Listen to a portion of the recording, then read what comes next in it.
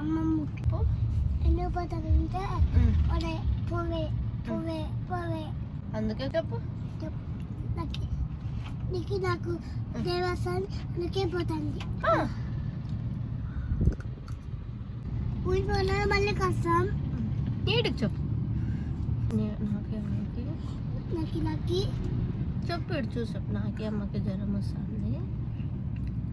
నాకే అమ్మకి దేవతకి అమ్మమ్మకి పోయేస్తాం. వచ్చినాక కలుద్దాం. బాయ్.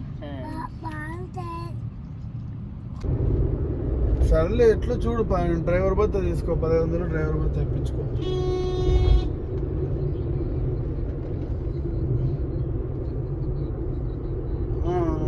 మధ్యాహ్నం నుంచి నువ్వు అట్లా పోయినావు కదా.